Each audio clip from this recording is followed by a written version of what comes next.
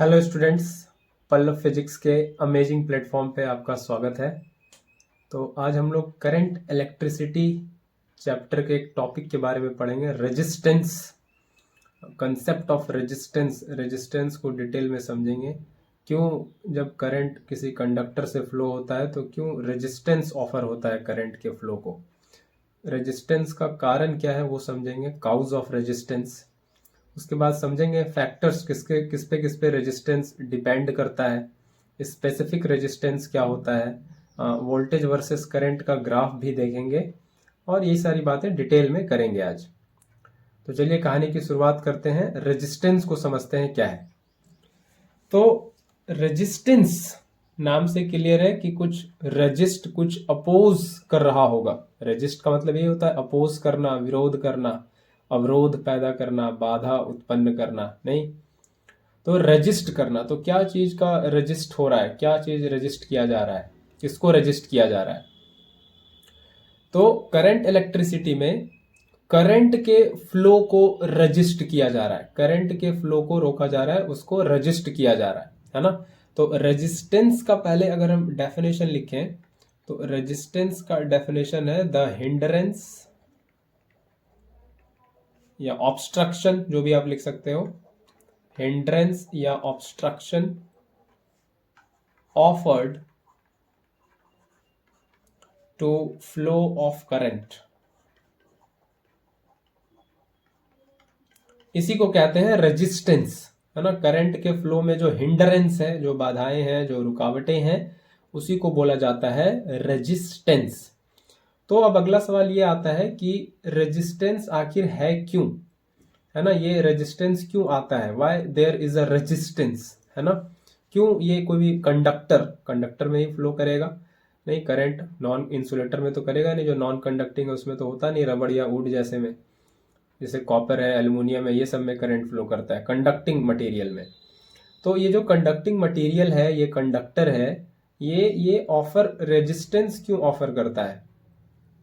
तो ये समझने के लिए सबसे पहले आपको ये समझ लेना चाहिए कि करंट नाम की जो चिड़िया है ये बेसिकली है क्या, फ्लो ऑफ इलेक्ट्रॉन। तो करंट जैसा कुछ है नहीं, है ना। ये कहानी है कि क्यों करंट चल रहा है, ये बताएंगे कभी, 2-4 मिनट का वीडियो बना के इस पे बात करेंगे। लेकिन फिलहाल अभी आपको बस इतना समझना है, करंट जो है इलेक्ट्रॉन का फ्लो है, इलेक्ट्रॉन के फ्लो को ही करंट कहते हैं। चार्ज पार्टिकल जो इलेक्ट्रॉन है, निगेटिवली चार्ज पार्टिकल, उसी के फ्लो को करंट कहा जाता है। ठीक है, ये इलेक्ट्रॉन का फ्लो है। अब आपको समझ में आएगा रेजिस्टेंस क्यों है। पहले ये समझ में आया कि करंट इलेक्ट्रॉन का फ्लो है, तो अब समझ में आएगा कि रेजिस्टेंस क्या है। तो रेजिस्टेंस करंट का फ्लो किसमें होता है, कंडक्टर में। तो हम पहले एक कंडक्टर बनाए ना, हम पहले एक, ये जनरल तरीका होता है कंडक्टर बनाने का, है ना। ये कंडक्टिंग वायर समझ लो, आप तार समझ लो, इतना मोटा तार, है ना। ये है क्रॉस सेक्शन इसका, ये क्रॉस सेक्शन है और ये लेंथ है ना। ये पूरा लेंथ ऑफ द कंडक्टर है और ये क्रॉस सेक्शन है, ई क्रॉस सेक्शन एरिया ए, है ना, क्रॉस सेक्शन इसी को कहते हैं। तो क्या होता है कि जो भी मेटेलिक कंडक्टर है या जो भी कंडक्टिंग मटेरियल है उसमें इलेक्ट्रॉन भी है और पॉजिटिव आयन भी है इक्वल नंबर का, है ना। तभी तो वो न्यूट्रल होगा। एटॉमिक लेवल पे बात करें तो कोई एटम इलेक्ट्रिकली, कोई सब्सटेंस स्टेबल क्यों है, क्योंकि सब्सटेंस में एटम है, एटम में इलेक्ट्रॉन है और उतना ही पॉजिटिव आयन है, तभी तो इक्वल नंबर में न्यूट्रलाइज होकर वो स्टेबल है। तो ये जो कंडक्टिंग मटेरियल अभी लिए हैं हम, ये जो कंडक्टर लिए हैं ये नीचे, इसमें दोनों है ना। इसमें इलेक्ट्रॉन भी है और पॉजिटिव आयन भी है। तो ये जो मटेरियल है इसमें पॉजिटिव आयन भी है ना, इसमें पॉजिटिव आयन भी है, इसमें पॉजिटिव आयन भी है, ठीक है। और इसमें इलेक्ट्रॉन भी है ना, इलेक्ट्रॉन। और ये किधर भी मूव कर रहा है ना, ये इधर किधर भी मूव कर रहा है, इसमें इलेक्ट्रॉन भी है ना, इसमें इलेक्ट्रॉन भी है, ठीक है, इसमें इलेक्ट्रॉन भी है। तो ये डॉट और एरो वाला देख रहे हो, यही इलेक्ट्रॉन है, उसी को इलेक्ट्रॉन से दिखाए हैं। ये जो डॉटेड और ये एरो देख रहे हो, ये रिप्रेजेंट कर रहा है इलेक्ट्रॉन को। ठीक है। और ये जो पॉजिटिव आयन है ये है पॉजिटिव आयन, ठीक है। तो मेटल में दोनों है, हाँ तो लिख भी दें इसको, मेटल एक कंडक्टर, कंडक्टर लिखना ज़्यादा सही रहेगा, a conductor has number of free electrons, electron कैसा है, free, free electrons, and have equal number of positive ion, है ना। मतलब समझ लो कि समुद्र है पॉजिटिव आयन का और उसमें इलेक्ट्रॉन है, ऐसे आप समझ लो, इलेक्ट्रॉन्स है in the ocean of positive ion, ठीक है। कंडक्टर में दोनों है, फ्री इलेक्ट्रॉन भी है, पॉजिटिव आयन भी है। अब क्या होता है कि ये जो आयन है, ये जो पॉजिटिव आयन है ना, ये जो पॉजिटिव आयन है ये थोड़ा मैसिव होता है ना, इसका मास थोड़ा ज्यादा होता है। इसको यूं कहें तो इलेक्ट्रॉन के मुकाबले 2000 गुना, चलिए एग्जैक्ट बात करते हैं, तो ये लगभग 1836 टाइम्स होता है मास ऑफ इलेक्ट्रॉन के, है ना। पॉजिटिव आयन का मास 1836 गुना ज्यादा, लगभग 2000 कह लो आप, 2000 गुना ज्यादा हैवियर होता है। तो पॉजिटिव आयन ना मैसिव होता है और इलेक्ट्रॉन का बहुत कम मास होता है, ये होता है 9.11 इंटू 10 पे पावर -31 kg, देखो इतना कम है, -31, नीचे लाओगे 10 पे पावर 1 पे 31 जीरो और उससे फिर डिवाइड होगा 0.0000, बहुत छोटा मास हो जाएगा। तो पॉजिटिव आयन का मास जो है वो ज्यादा होता है इलेक्ट्रॉन के मुकाबले, ये मैसिव होता है ना। ये एक तरह से कह लो कि ये इमोबाइल होता है, इमोबाइल, इमोबाइल मतलब डू नॉट मूव, मूव नहीं करता, due to its heavy mass, due to its inertia, है ना। ये पॉजिटिव आयन मूव नहीं करता। तो क्या मूव करता है, हल्की चीजें मूव करती है। तो कंडक्टर में उसी तरह से ये मेटेलिक कंडक्टर में ये जो इलेक्ट्रॉन है ना, ये जो इलेक्ट्रॉन है निगेटिवली चार्ज पार्टिकल, ये मूव करता है, ये फ्री इलेक्ट्रॉन मूव करता है ना। क्या मूव करता है, ये जो फ्री इलेक्ट्रॉन है ये मूव करता है, फ्री इलेक्ट्रॉन मूव करता है। और ये मूव करता है रैंडम डायरेक्शन में, बिल्कुल इधर उधर घूमते रहता है आराम से, रैंडम डायरेक्शन में मूव करता है ना। फ्री इलेक्ट्रॉन रैंडमली, है ना, ये फिगर भी वैसा दिखाए, देखो ये इधर जा रहा है, ये इधर जा रहा है, सब इधर उधर जा रहा है, कोई नेट फ्लो नहीं बना हुआ, एकदम रैंडमली इधर उधर मूव कर रहा है ना, इधर उधर मूव कर रहा है, ठीक है, रैंडमली इधर उधर मूव कर रहा है, कोई नेट फ्लो नहीं, कोई नेट डायरेक्शन नहीं, ठीक है। ये इस तरह से सजावट रहता है मेटल के अंदर इलेक्ट्रॉन और पॉजिटिव आयन का। अब क्या होता है कि इसी मेटेलिक कंडक्टर को, इसी मेटेलिक कंडक्टर के अक्रॉस, इसके एंड पे आप क्या दे देते हो, सेल लगा देते हो, सेल, ये आपने लगा दिया सेल, है ना। वोल्टेज दे दिया, पोटेंशियल डिफरेंस क्रिएट कर दिया, ये V वोल्टेज है ना, ये सेल है बेसिकली, है ना, ये सेल है, और आपने ये इसको वोल्टेज दे दिया, पोटेंशियल डिफरेंस दे दिया इसके एंड के अक्रॉस, है ना, इसके एंड पे ये क्या दे दिया, बैटरी लगा दिया, ये सेल लगा दिया, पोटेंशियल डिफरेंस क्रिएट कर दिया दोनों एंड पे।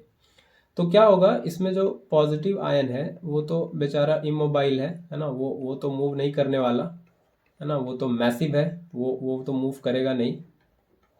लेकिन इसमें जो इलेक्ट्रॉन था, है ना, जिसमें जो इलेक्ट्रॉन था जो रैंडम मोशन में था इधर उधर, उसको रिपल्सन मिलेगा, है ना। इलेक्ट्रॉन निगेटिवली चार्ज होता है कि नहीं, इलेक्ट्रॉन कैसा है, इलेक्ट्रॉन है निगेटिवली चार्ज्ड, है ना, इलेक्ट्रॉन क्या है, निगेटिवली चार्ज्ड। और ये सेल का देखो, एक सेल पढ़ा चुके हैं पूरा अच्छा से, सेल एक वाला एक एंड यहाँ पे देखो एक निगेटिव पोटेंशियल पे है और एक ये पॉजिटिव पोटेंशियल पे, यही सेल बनता है। तो इलेक्ट्रॉन निगेटिवली चार्ज्ड है और यहाँ पे सेल भी एक नेगेटिव पोटेंशियल पे है। तो ये नेगेटिव पोटेंशियल से सेम तरह के चार्ज को रिपल्सन मिलेगा ना, सेम तरह के like charges repel each other, ऐसे वाले कहानी से समझो। तो वैसे यहाँ पे ये नेगेटिव पोटेंशियल से रिपल्सन मिलता है इलेक्ट्रॉन को, रिपल्सिव फोर्स मिलता है, धक्का लगता है इलेक्ट्रॉन पे, और ये पॉजिटिव पोटेंशियल वाला उसको अट्रैक्ट करता है। तो ये नेगेटिव पोटेंशियल जो है, यहाँ जो इलेक्ट्रॉन था उस पे धक्का पड़ता है इस नेगेटिव पोटेंशियल की वजह से, इस पे धक्का पड़ता है निगेटिव पोटेंशियल की वजह से, इस पे पड़ता है धक्का, है ना, इस पे पड़ता है धक्का, ये नेगेटिव पोटेंशियल की वजह से इस पे एक फोर्स पड़ता है, एक थ्रो पड़ता है, एक थ्रस्ट पड़ता है, एक धक्का पड़ता है। तो वो जो इलेक्ट्रॉन है, जैसे ही ये पोटेंशियल डिफरेंस ये सेल लगाते हैं, वो जो इलेक्ट्रॉन है वो चलना स्टार्ट कर देता है ना, वो मूव करना स्टार्ट कर देता है। पहले इधर रैंडमली डायरेक्शन इधर उधर मूव कर रहा था, सबका वेलोसिटी कैंसिल हो जाता है, तो नेट मूवमेंट कुछ नहीं बनता है ना। वेलोसिटी वेक्टर क्वांटिटी है, सब इधर उधर मूव कर रहा है, सबका डायरेक्शन अलग अलग है। वेलोसिटी क्या होता है? Speed with direction. तो सब इलेक्ट्रॉन का देखो आप यहाँ पे ये रैंडमली मूव कर रहा था, सबका देखो डायरेक्शन अलग अलग है, कैसे भी है। तो नेट वेलोसिटी, रिजल्टेंट वेलोसिटी 0 हो जाता है यहाँ पे। लेकिन यहाँ पे जैसे ही बैटरी लगाते हैं, ये सेल लगाते हैं, जैसे ही पोटेंशियल डिफरेंस अप्लाई करते हैं, तो ये इलेक्ट्रॉन को पड़ता है इधर से धक्का, निगेटिव पोटेंशियल होने की वजह से निगेटिव निगेटिव को धक्का करता है, बोलता है इधर से हट तू और इधर आ जा पॉजिटिव की तरफ। तो ये इधर धक्का पड़ता है और ये इलेक्ट्रॉन जो है ये स्टार्ट टू मूव, ये चल पड़ता है ये पॉजिटिव पोटेंशियल की तरफ, है ना। ये पॉजिटिव पोटेंशियल की तरफ चल पड़ता है, ये निगेटिव पोटेंशियल के धक्के की वजह से। तो electron start to move towards the positive potential. But एक मिनट, जैसे ये चलना स्टार्ट करता है ये इलेक्ट्रॉन पॉजिटिव पोटेंशियल की तरफ, तो क्या होता है? कोलिजन होता है इसका ये पॉजिटिव आयन से, है ना। पॉजिटिव आयन में ये पूरा रखा हुआ है, तो इसका होता है कोलिजन, है ना। जैसे ही फिर पॉजिटिव आयन से कोलिजन होता है, तो इलेक्ट्रॉन अपना एनर्जी थोड़ा लूज कर देता है, इसका वेलोसिटी थोड़ा कम होता है। जब हम किसी से टकराते हैं तो थोड़ा हम धीमा पड़ जाते हैं, मेरा एनर्जी थोड़ा लूज होता है, जो मोशन में रहने की वजह से काइनेटिक एनर्जी है वो थोड़ा लूज होता है, हम स्लो हो जाते हैं थोड़ा, है ना, स्लो हो जाते हैं, हम धीमे पड़ जाते हैं। लेकिन ये जो इलेक्ट्रॉन है, ये जो अंदर इलेक्ट्रॉन का सारा चल रहा है मूवमेंट, ये हमेशा वो पोटेंशियल डिफरेंस, ये सेल तो हमेशा लगा हुआ है ना। जैसे वो टकरा के उसका थोड़ा धीमा होता है, वो डिसेलरेट होता है, एनर्जी थोड़ा लूज होता है, उसकी स्पीड थोड़ी कम होती है। तो ये सेल वो पोटेंशियल डिफरेंस लगातार मेंटेन्ड है ना। वो पॉजिटिव आयन थप्पड़ मार के रोकता है इसको, तो सेल हमेशा वो एनर्जी सप्लाई कर रहा है, नहीं, वो बैटरी जो सेल लगा हुआ है वो हमेशा उसको पोटेंशियल डिफरेंस बना के रखा है, वो एक्सेलरेशन बना के रखा है। तो फिर इधर से ये फिर धक्का देता है, जैसे वो पॉजिटिव आयन से टकरा के धीमे हुआ, तो फिर इधर से सेल धक्का देता है, फिर उसको चलाता है ना, इलेक्ट्रॉन को फिर मूव कराता है। फिर वो चला, फिर पॉजिटिव आयन से धक्का लग जाता है, फिर रुक जाता है। लेकिन बैटरी अभी भी लगा हुआ है, तो बैटरी फिर से उसको धक्का देता है ताकि तो वो आगे चलता रहे। तो ये बैटरी का धक्का देना, पॉजिटिव आयन का रोकना, फिर बैटरी का धक्का देना, पॉजिटिव आयन का रोकना, ये सिलसिला लगातार चलते रहता है। तो कई बार ठोकर खाता है इलेक्ट्रॉन, है ना। जैसे हम लोग जिंदगी में बहुत बार ठोकर खा के ठीक होते हैं, धीमे धीमे ठोकर खा खा के जिंदगी में ठोकर खा खा के सीखते हैं कैसे जीना है। उसी तरह से इलेक्ट्रॉन को भी ठोकर लगते लगते, और हमेशा सेल जो धक्का दे रहा है, ये सारा धक्का वो ठोकर ये लगते लगते इलेक्ट्रॉन भी लास्ट में समझ जाता है कि नहीं, अब ठीक ठाक से चलना है, अब रैंडम इधर उधर नहीं घूमना है, अब सीधा एकदम अलाइंड होके धीमे धीमे चलना है ना। तो इलेक्ट्रॉन, ये पूरा इलेक्ट्रॉन एक साथ बल्क में बढ़ते हुए स्पीड के साथ नहीं चल पाता, है ना। सेल धक्का दिया तो एक्सेलरेट हुआ, तो बढ़ जाना चाहिए उसका स्पीड सबका, नहीं, वो आगे कोलाइड होता है, फिर खुद से भी पॉजिटिव आयन से भी कोलाइड होता है ना। तो फाइनली इलेक्ट्रॉन डिसाइड करता है कि अब हम इंक्रीजिंग स्पीड के साथ नहीं जाएंगे, बार बार थप्पड़ मार देता है पॉजिटिव आयन, और फिर इधर पीछे से भी थप्पड़ मार देता है बैटरी सेल। तो हम एक काम करेंगे, हम कैसे चलेंगे, हम ड्रिफ्ट मोशन करेंगे, है ना। तो क्या होता है ड्रिफ्ट ऑफ इलेक्ट्रॉन। कंडक्टर के अंदर होता है इलेक्ट्रॉन का ड्रिफ्ट, है ना। ड्रिफ्ट का आप लिटरल मीनिंग सर्च करोगे क्रोम पे कहीं भी डिक्शनरी पे, तो आपको मिलेगा मंद मंद बहना, है ना, मंद बहाव। ड्रिफ्ट फ्लो मतलब मंद बहाव। तो इलेक्ट्रॉन भी फाइनली समझ जाता है कई बार ठोकर खाने के बाद कि अब ड्रिफ्ट मोशन करेंगे एकदम आराम आराम से, पॉजिटिव पोटेंशियल की तरफ नेट फ्लो बनाएंगे, नेट एकदम डायरेक्टेड होंगे पॉजिटिव पोटेंशियल की तरफ, धीरे धीरे आराम से बढ़ेंगे पॉजिटिव पोटेंशियल की तरफ। तो पूरा इलेक्ट्रॉन इंक्रीजिंग स्पीड के साथ नहीं बढ़ता, है ना, वो ड्रिफ्ट करता है, घिसड़ घिसड़ के चलना जिसको हिंदी में कहते हैं, है ना। तो ड्रिफ्ट होता है इलेक्ट्रॉन का होता है ड्रिफ्ट मोशन होता है। तो यही आप लोग पढ़ते हो कि ड्रिफ्ट ऑफ इलेक्ट्रॉन, तो ड्रिफ्ट कहने का यही मतलब है ना। तो इलेक्ट्रॉन का क्या होता है, तब रैंडम मोशन जो इधर उधर करके टकरा रहा था, हम डायरेक्ट बना दिए फिगर में अलाइंड मोशन, लेकिन वो कहानी हम बता दिए आपको कि जब स्टार्टिंग में जब ये सेल धक्का देता है, रैंडम मोशन को ठीक करता है ना, ये सेल पीट पीट के उसके रैंडम मोशन को ठीक करता है, तो इलेक्ट्रॉन भी लास्ट में मानता है बात कि नहीं ठीक है भाई, अब आराम से पॉजिटिव पोटेंशियल की तरफ डायरेक्टेड रहेंगे और धीरे धीरे ड्रिफ्ट करते हुए आगे बढ़ेंगे, नेट डायरेक्शन नेट फ्लो बनेगा मेरा पॉजिटिव पोटेंशियल की तरफ। तो ये सेल बार बार उसको मार मार के ठीक कर देता है, बार बार टकरा जाता था पॉजिटिव आयन से, तो फाइनली ड्रिफ्ट ऑफ इलेक्ट्रॉन बनता है और ये चलता है। और इस तरह से जो है ये कंडक्टर, ये मेटेलिक कंडक्टर रेजिस्टेंस ऑफर करता है इलेक्ट्रॉन के फ्लो को, है ना। तो ये बार बार टकराना यही तो है रेजिस्टेंस, यही तो है ना। फाइनली उसको ड्रिफ्ट पे लेते आया कि तुम्हारा मनमर्जी नहीं चलेगा, है ना, तुम रैंडम मोशन नहीं करोगे, सेल बार बार पीटेगा तुमको और तुम सीधे हो जाओगे और सीधे जाओगे, एकदम नेट डायरेक्शन बनेगा पॉजिटिव पोटेंशियल की तरफ। तो यही कहानी है और यही काउज है जो आपको लिखना है कि why there is a resistance in the conductor, है ना। तो यही यही कारण, यही कहानी आपको लिखनी है। तो क्या लिख सकते हो, अगर आप लिखना चाहो तो खुद से लिख सकते हो, पूरी कहानी तो समझा ही दी है, बाकी आप खुद से लिख सकते हो कि when ends of the conductor are maintained at a potential difference, ये बोल देते हैं आप लोग लिख लेना, when ends of conductor are maintained at a potential difference, electron starts to move towards positive potential, है ना, electron starts to move towards positive potential, but again and again get collided by the positive ion, which decelerates its or decreases its speed, but at the same time it is always maintained at a potential difference v. So it is accelerated again and again by the virtue of this cell, and it again tries to move towards the positive potential, but eventually this process happens and again colliding and forced by a cell, this process happens again and again, and eventually electron starts to drift, or there is a drift motion of electron towards the positive potential of the cell, है ना, and in this manner the flow of electron is set up inside the conductor, and this constitutes the current, and in this manner metal offers resistance to the conductor, है ना। तो ये पूरी कहानी आपको बता दी है, ये आप लिख पाओगे।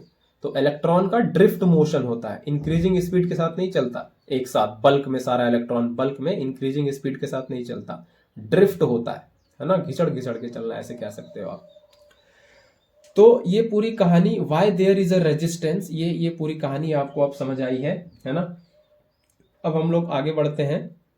तो यहां से हमको ये समझ में आया कि ये जो सेल है और ये जो इलेक्ट्रॉन का फ्लो है, जिसकी वजह से ही करंट है, यानी कि सेल का जो मतलब पोटेंशियल डिफरेंस जो है V, और जो करंट फ्लो हो रहा है कंडक्टर में इलेक्ट्रॉन के फ्लो की वजह से, इस दोनों में कुछ ना कुछ तो रिलेशन है ना। सेल लगने से ये इलेक्ट्रॉन सुधर गया, सीधे सीधे एकदम नेट फ्लो बन गया इसका पॉजिटिव पोटेंशियल की तरफ, मतलब कुछ ना कुछ तो रिलेशन है सेल का और करंट में, है कि नहीं। तो इसी रिलेशन को सामने लेके आए ओम, जॉर्ज साइमन ओम, जर्मन साइंटिस्ट थे, और वो अपना एक लॉ फॉरवर्ड किए जिसको पॉपुलरली आप कहते हो ओम्स लॉ, है ना। ये he was a German scientist, he was a German scientist, है ना, ये जर्मनी के रहने वाले थे और जर्मन साइंटिस्ट थे, है ना। और इनका पूरा नाम भी पता रहना चाहिए आपको, जॉर्ज साइमन ओम, ये इनका पूरा नाम है ना। ये जॉर्ज साइमन ओम, ये इनका पूरा नाम है। और ये एक लॉ फॉरवर्ड के मतलब वोल्टेज और करंट के बीच इनको क्या दिखा, तो इनको ये दिखा कि एट कांस्टेंट टेम्परेचर पे, एट कांस्टेंट टेम्परेचर जो करंट फ्लो हो रहा है through conductor is directly proportional to potential difference applied across the ends of conductor। तो इसको लिख भी दें, current flowing through conductor is directly proportional to potential difference applied across ends of conductor, है ना। ये है ओम्स लॉ। तो करंट जो फ्लो हो रहा है कंडक्टर के थ्रू वो डायरेक्टली प्रोपोर्शनल है जो वोल्टेज डिफरेंस, जो पोटेंशियल डिफरेंस दिया जा रहा है उसकी वजह से, जो वोल्टेज दिया जा रहा है और जो पोटेंशियल डिफरेंस मेंटेन किया गया है वो उसकी वजह से करंट फ्लो होता है। तो ये आपको पहले क्लियर होना चाहिए, करंट क्यों फ्लो होता है, वोल्टेज के डिफरेंस, जैसे आप बोलते हो पानी क्यों फ्लो होता है, प्रेशर के डिफरेंस से, है ना। हीट एनर्जी क्यों फ्लो होता है, टेम्परेचर के डिफरेंस से।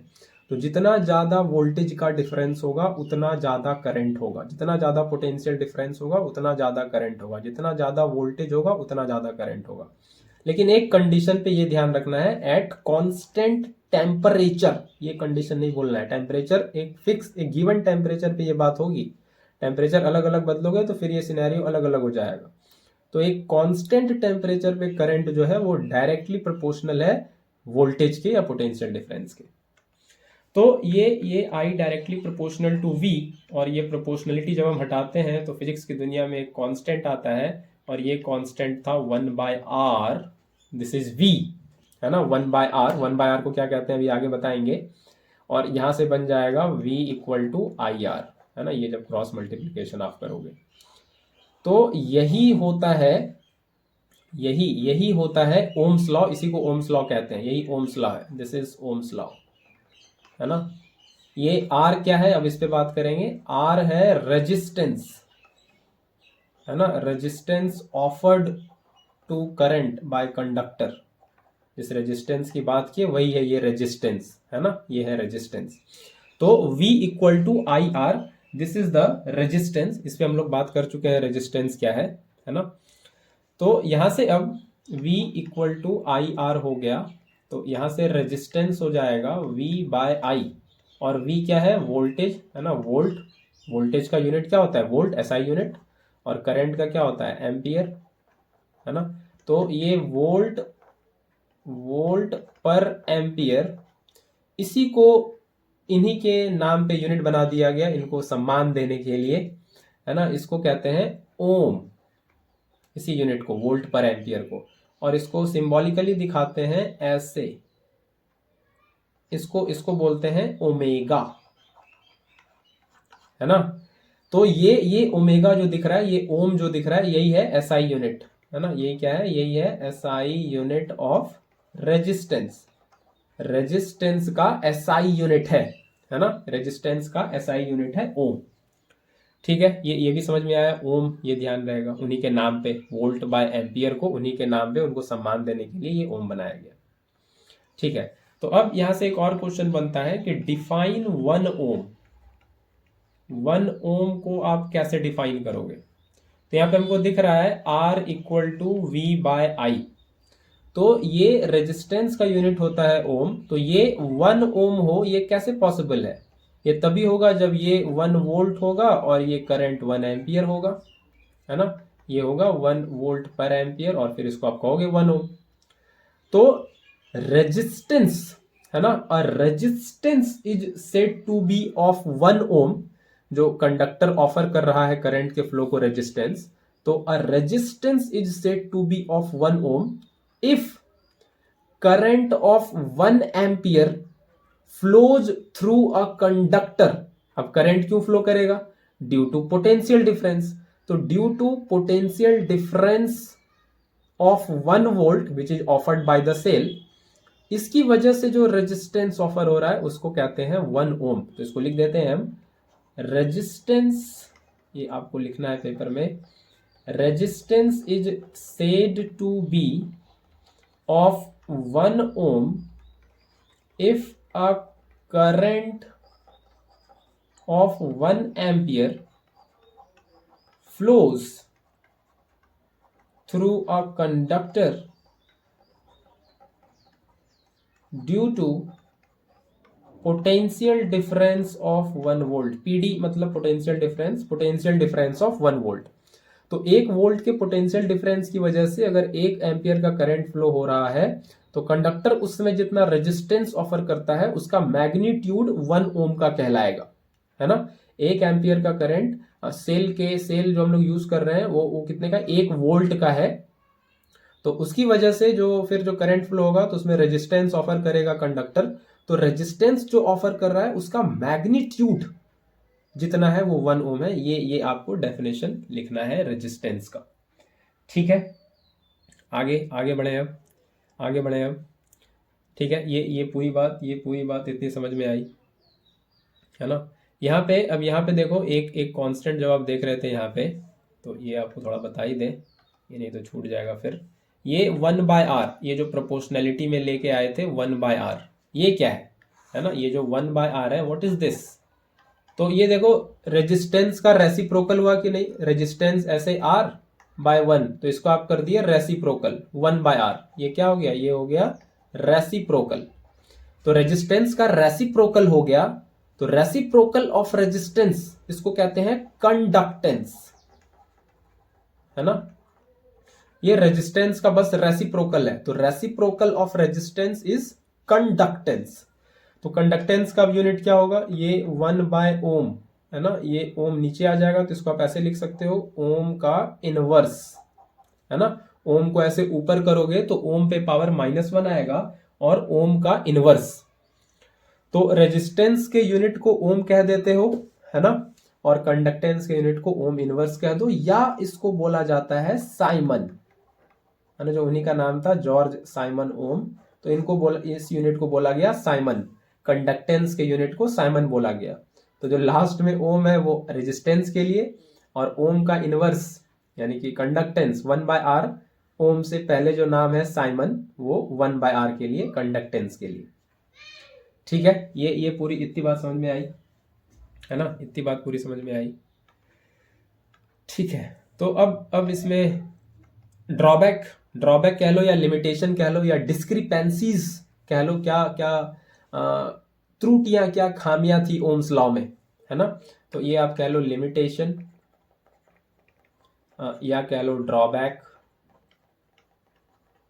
या कह लो डिस्क्रिपेंसीज। तो ओम्स लॉ के साथ दिक्कत ये थी कि ये सिर्फ सही था किसी गिवन कांस्टेंट टेम्परेचर के लिए, टेम्परेचर बदलने के साथ फिर बात बदल जाती है। तो ये I directly proportional to V, ये बात सही थी किसी कांस्टेंट टेम्परेचर के लिए। एक कांस्टेंट टेम्परेचर पे आप वोल्टेज बदल रहे हो तो करंट आपका उस अमाउंट से बदलता जाएगा, लेकिन आप साथ साथ टेम्परेचर ही बदलते जाओगे फिर वो प्रोपोर्शनैलिटी मेंटेन नहीं रहेगा, है ना। तो इसके साथ ये एक लिमिटेशन था कि ये लॉ सही था एट कांस्टेंट टेम्परेचर, एक फिक्स्ड टेम्परेचर के लिए ये वाला लॉ सही था, है ना। तो टेम्परेचर बदलने के साथ अलग अलग टेम्परेचर है, फिर सोचोगे आप यही प्रोपोर्शनैलिटी साइन, ये I directly proportional to V maintain रहे, तो ये नहीं हो पाएगा, ठीक है। ये पूरी इतनी बात समझ में आई, है ना, ये पूरी इतनी बात समझ में आई। अब यहाँ पे हम लोग देख लेते हैं थोड़ा, V = IR, ये था मेरा ओम्स लॉ, है ना। V = IR, यही क्या आया था, यही आया था मेरा ओम्स लॉ, है कि नहीं, यही मेरा ओम्स लॉ आया हुआ है। तो अगर इसको आप थोड़ा रिलेट करो स्ट्रेट लाइन के इक्वेशन से, है ना, V को लिखो y और I, थोड़ा इसको हम पलट के लिखना चाहेंगे, इसको हम लिख रहे हैं RI, एक ही बात है। प्रोडक्ट में है तो कोई दिक्कत नहीं है ना, कोई दिक्कत नहीं है, प्रोडक्ट में है तो कोई दिक्कत नहीं है। तो R की जगह लिखना चाहेंगे M, और I की जगह लिखना चाहेंगे X। तो देखो ये आपको कुछ ऐसा लग रहा है, y = mx, है ना, ये ऐसा कुछ लग रहा है। ये आपको स्ट्रेट लाइन का इक्वेशन मिलेगा क्या, ये स्ट्रेट लाइन का इक्वेशन होता है y = mx + c, अगर कोई इंटरसेप्ट बन रहा है x या y एक्सिस पे तो उसके लिए c, y = mx + c, ये स्ट्रेट लाइन का इक्वेशन होता है, जहां पे m को बोला जाता है स्लोप, है ना। m को क्या बोलते हैं, स्लोप बोलते हैं, किसका, स्लोप ऑफ ग्राफ। जो आपका स्ट्रेट लाइन वाला ग्राफ बन रहा है उसका स्लोप m है ना, स्लोप क्योंकि अब हम वही करने जा रहे हैं, ग्राफ बनाने जा रहे हैं हम, है ना, हम ग्राफ प्लॉट करने जा रहे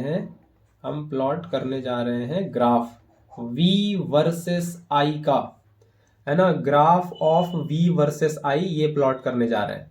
तो देखो वैसा ही कुछ है, y की जगह v है तो देखो y एक्सिस पे v लिख दिए, है ना, i x एक्सिस पे लिख दिए, i x एक्सिस पे लिख दिए, और r जो है ये स्लोप हो जाएगा। तो एक स्ट्रेट लाइन का इक्वेशन बनेगा जो ओरिजिन से पास होगा, किसी एक्सिस को कट नहीं करेगा वो लाइन, क्योंकि प्लस सी ऐसे नहीं है ना, y equal to M X plus C, ये सी नहीं है, ये नहीं है, इंटरसेप्ट जिसको आप कहते हो वो नहीं है।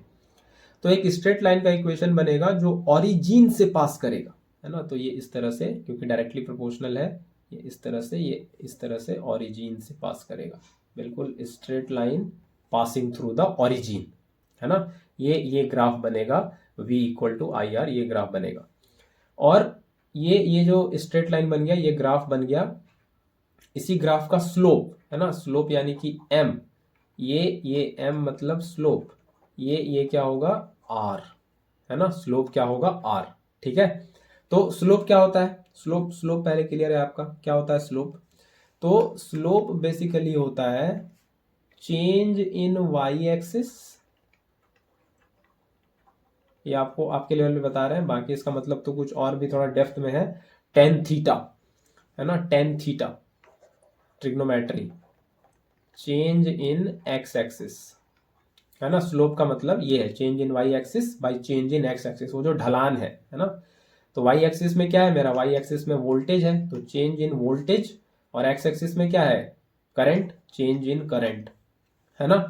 तो यही देता है स्लोप। और v बाय i क्या होता है, रेजिस्टेंस, है ना, v equal to I R, तो v बाय i क्या होगा r, है ना, r, और इसी को कहते हैं रेजिस्टेंस। तो देखो वही आपको तो आ रहा है v बाय आई, है ना। स्लोप जब बात करोगे तो y में क्या है आपका v, x में क्या है i, तो इसी के चेंज को क्या बोलेंगे, इसी के रेशियो को, है ना, y by x, change in y by change in x, इसी को आप लोग क्या बोलोगे रेजिस्टेंस, है ना। v बाय आई क्या होता है r, देखो v equal to I R है, v बाय आई करोगे तो क्या आ जाएगा r, और v बाय आई को हम क्या बोल रहे हैं स्लोप, जो y एक्सिस में जो x एक्सिस में डिवाइड करो ये क्या देता है स्लोप, तो स्लोप क्या हो जाएगा r के बराबर।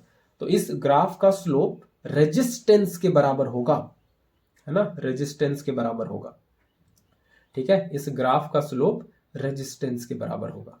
ये भी कहानी क्लियर है। ये स्लोप जितना स्टीपर होगा रेजिस्टेंस उतना ज्यादा होगा, है ना। ये स्लोप जितना सीधा खड़ा होगा रेजिस्टेंस, मतलब स्लोप जितना ज्यादा होगा रेजिस्टेंस उतना ज्यादा होगा, सीधी सी बात है।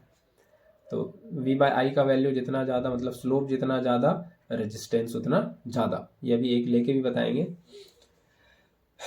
ठीक है। ये पहले पूरी बात क्लियर हुई। आगे एक और ग्राफ हम लोग देख सकते हैं, ये था v equal to I R, तो एक i वर्सेस v का ग्राफ देख लेते हैं। तो i बाय v करेंगे तो r को इधर लेके आ जाते हैं 1 बाय r, और इसको लिख रहे हैं i बाय v, है ना, v को इधर लाके यहाँ डिवाइड कर लिए, ठीक है। तो ये क्या हो गया i by v, i by v हो गया 1 बाय r, r इधर आ जाएगा, है ना, तो 1 बाय r हो गया। तो अगर हम i वर्सेस v का ग्राफ देखें, i वर्सेस v का ग्राफ प्लॉट करें, तो ये भी क्या है, ये आ जाएगा इस बार 1 बाय आर, है ना, i वर्सेस v पलट के बना रहे हैं। तो देखो आप यहां से ये i बाय v, ये क्या है 1 बाय आर, और i को यहां से क्या लिख सकते हैं 1 बाय आर इंटू में v।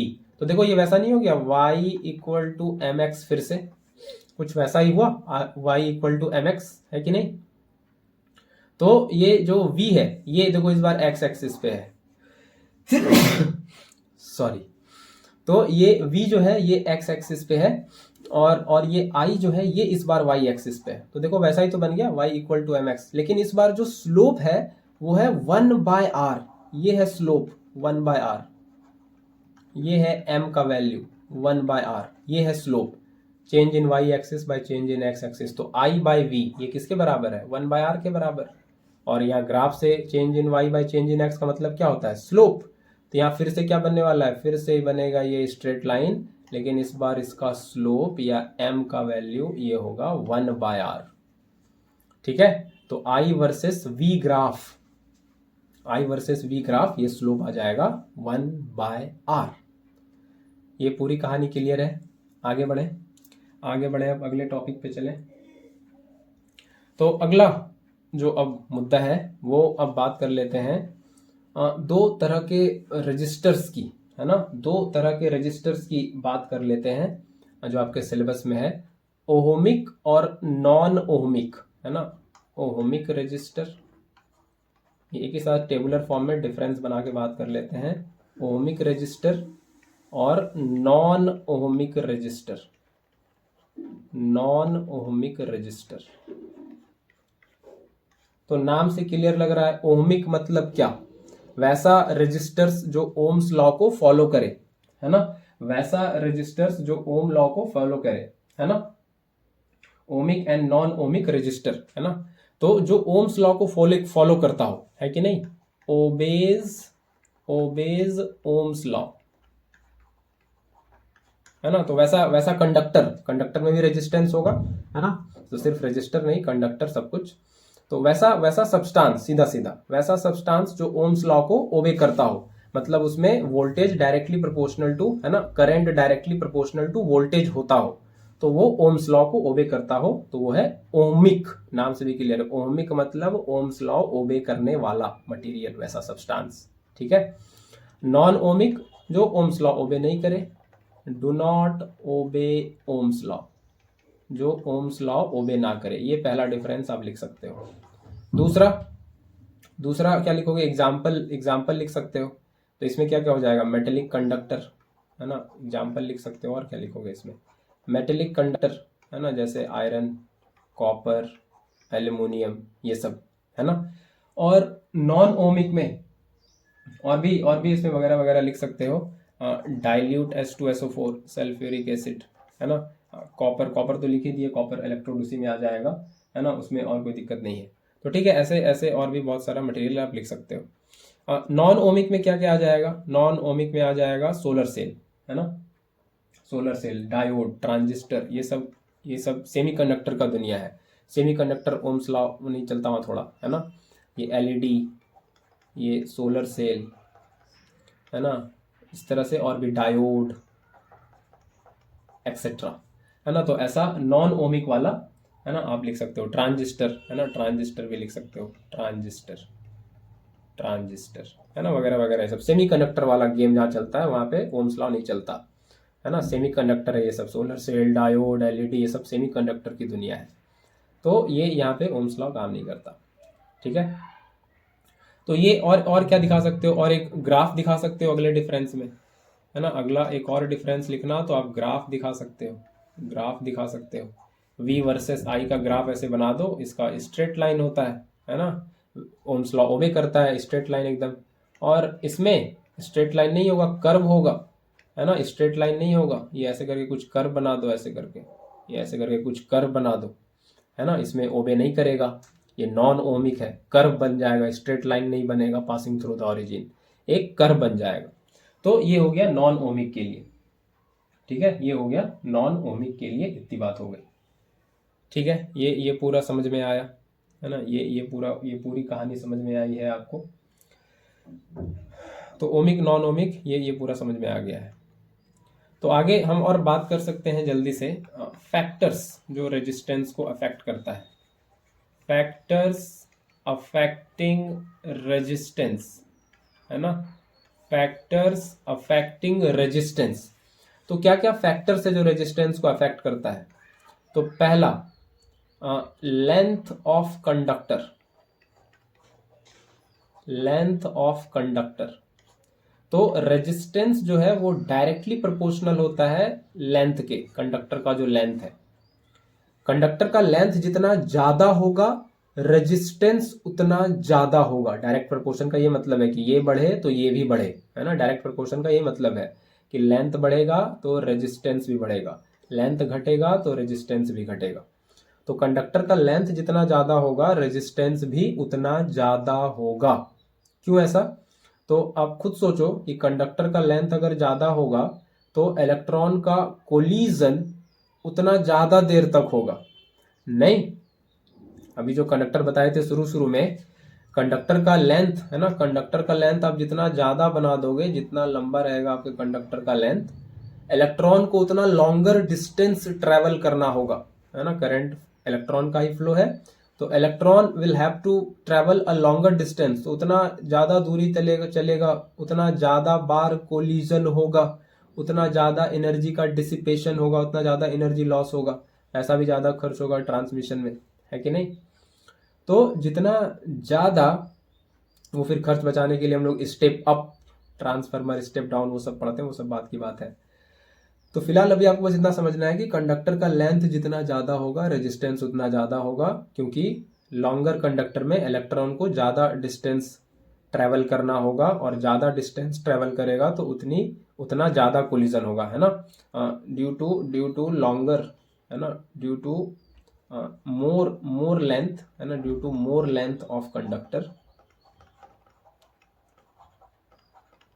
electron will have to travel a longer distance, resulting into more collision, तो जितना ज्यादा कोलिजन उतना ज्यादा रेजिस्टेंस उसके फ्लो में, है ना। तो ये पहला हो गया लेंथ का रीजनिंग, आप समझ सकते हो, दे सकते हो। दूसरा, रेजिस्टेंस जो है इनवर्सली प्रोपोर्शनल होता है ए मतलब क्रॉस सेक्शनल एरिया, है ना, क्रॉस सेक्शनल एरिया, है ना। क्रॉस सेक्शन कहने का मतलब है ये आपका अगर कंडक्टर है तो ये वाला क्रॉस सेक्शन, ये इसी को कहते हैं, जो वायर है ना, वायर ऐसे रहता है आपका वायर, और ये वाला जो एंड होता है ये क्रॉस सेक्शन यही है ना, जो आप मोटा देखते हो ये एंड पे गोल जैसा, और सब जगह, है ना, ये सब जगह, ये अंदर भी, है ना, ये सब क्रॉस सेक्शन है, ये भी जो आप काटते जाओ और आपको ऐसे गोल गोल दिखता जाए, यही है क्रॉस सेक्शन, है ना, क्रॉस सेक्शन एरिया। तो कहने का मतलब है कि ये क्रॉस सेक्शन जितना ज्यादा होगा, मतलब वायर जितना मोटा होगा, जितना मोटू वायर होगा, रेजिस्टेंस उतना कम होगा, है ना। ये वायर आपका मान लो इतना मोटा है ना, इतना मोटा वायर है, ये इतना मोटा वायर है, अगर आपका है इतना मोटा वायर है, तो इसमें मान लो पहले वाले में R1 है और दूसरे वाले में R2 रेजिस्टेंस है, तो R2 कम होगा R1 से, है ना। ये वायर थिकर है, मोटा है थोड़ा, तो ज्यादा क्रॉस सेक्शन कहने का मतलब है मोटा वायर, और ये वायर थोड़ा थिन है, इसका क्रॉस सेक्शन कम है ना, मेरी तरह लीन एंड थिन, है ना। तो मोटे वायर में रेजिस्टेंस कम होगा पतले वायर के मुकाबले। क्यों ऐसा? क्योंकि एकदम आजाद, है ना, जैसे आप अकेले बेड पे सोते हो मजे लेके अकेले, उसी तरह से इलेक्ट्रॉन के पास ज्यादा स्पेस होगा ट्रेवल करने के लिए। मोटा तार है तो इलेक्ट्रॉन एकदम खुले आजाद मन से घूमेगा कंडक्टर के अंदर, कोलिजन का प्रोबेबिलिटी थोड़ा कम हो जाएगा, क्योंकि जगह ज्यादा है इलेक्ट्रॉन के पास चलने के लिए, है ना। Electrons have more space to travel, है ना, more space to move freely, तो कम रेजिस्टेंस, कम बार टकराने का चांसेस कम हो जाएगा, जगह ज्यादा रहेगा तो, है ना। तो वही होता है कि थिकर वायर में क्या होता है कि इलेक्ट्रॉन्स हैव मोर स्पेस, है ना, टू मूव, है ना, रिजल्टिंग इनटू लेसर कोलिजन, है ना, लेसर नंबर ऑफ कोलिजन का नंबर कम हो जाता है, कम कोलिजन होता है, और कोलिजन से ही सारा दिक्कत है, रेजिस्टेंस यहीं से आता है ना। तो कम बार टकराएगा तो आराम से चलेगा, स्पेस ज्यादा है, फैल के चलेगा एकदम आजाद होके, तो रेजिस्टेंस अपने आप कम हो जाएगा। तो ये दूसरा फैक्टर भी समझ में आया, है ना, दूसरा फैक्टर भी समझ में आया। ठीक है, A thicker wire having less resistance, ये क्वेश्चन भी आता है, तो ये आप अब एक्सप्लेन कर पाओगे। तो ठीक है, यहाँ तक कहानी समझ में आ गई। आगे अब हम तीसरे फैक्टर की बात कर लें जिसपे करंट रेजिस्टेंस अफेक्ट होता है। Resistance directly proportional to temperature, है ना। तो ये T बता दें क्या है, T है टेम्परेचर। तो जैसे जैसे आप टेम्परेचर और बढ़ाते जाओगे, रेजिस्टेंस और बढ़ता जाएगा, करंट के फ्लो में उतनी ज्यादा दिक्कत आएगी। टेम्परेचर जैसे जैसे बढ़ता जाएगा, रेजिस्टेंस भी बढ़ता जाएगा। जैसे जैसे आप टेम्परेचर बढ़ाओगे, रेजिस्टेंस भी बढ़ेगा। ठीक है, तो क्या होता है कि ऑन इंक्रीजिंग टेम्परेचर जैसे आप बढ़ाते हो तो क्या होता है, वो जो रैंडम मोशन का रेट है, वो जो कोलिजन का रेट है, वो बढ़ जाता है ना। टेम्परेचर देते हो तो क्या देते हो, एनर्जी देते हो, है ना। तो किसी को एनर्जी दे दो, किसी को खिला दो अच्छे से, तो बहुत तेजी से इधर उधर दौड़ने भागने लगेगा। और किसी को खाना ना दो बहुत दिन से, एनर्जी खत्म हो जाए उसकी, तो चुपचाप वो बैठा रहेगा। तो यही होता है, जब आप उसको एनर्जी देते हो, जब उसका टेम्परेचर बढ़ाते हो, तो इलेक्ट्रॉन और रैंडमली मूव करने लगता है, इधर उधर और तेजी से जाने लगता है, तो जिसकी वजह से और कोलिजन होता है उसका, है ना, वो और फ्रीली फिर नहीं चल पाता और आपस में ही कोलिजन होना स्टार्ट हो जाता है बहुत ज्यादा। तो on increasing temperature the random motion of electron increases considerably, मतलब बहुत ज्यादा, है ना, significantly, considerably, resulting into more and more collision. अब वो इलेक्ट्रॉन आगे क्या बढ़ के करंट फ्लो कराएगा, आपस में ही और कोलिजन करने लगता है, तो रेजिस्टेंस इससे भी बढ़ जाता है। तो टेम्परेचर बढ़ने से, है ना, रेजिस्टेंस और बढ़ जाता है, करंट का फ्लो थोड़ा इफेक्ट पड़ता है उस पर। तो ये भी क्लियर है, तीसरा फैक्टर भी। चौथा फैक्टर है नेचर ऑफ कंडक्टर, है ना, नेचर ऑफ कंडक्टर। तो अलग अलग कंडक्टर का रेजिस्टेंस अलग अलग होता है ना। तो different substance have different resistance, है ना, different substance have different resistance. हर एक सब्सटेंस का रेजिस्टेंस अलग अलग होता है। क्यों ऐसा? क्योंकि हर एक सब्सटेंस में नंबर ऑफ फ्री इलेक्ट्रॉन अलग अलग है, because each substance have different amount of free electron, कि करंट इलेक्ट्रॉन से ही आएगा, है ना, different amount of free electron, है ना। तो सब में फ्री इलेक्ट्रॉन अलग अलग है। जैसे कॉपर जो कंडक्टर है उसमें फ्री इलेक्ट्रॉन बहुत ज्यादा है, और जैसे इंसुलेटर है, रबड़ है या वुड है या प्लास्टिक है, उसमें फ्री इलेक्ट्रॉन ना के बराबर है ना। तो फ्री इलेक्ट्रॉन कितना ज्यादा है इस पे डिपेंड करेगा। तो हर एक सब्सटेंस के पास अलग अलग नंबर है फ्री इलेक्ट्रॉन का, है ना। तो आई होप ये आपको पूरा समझ आया है।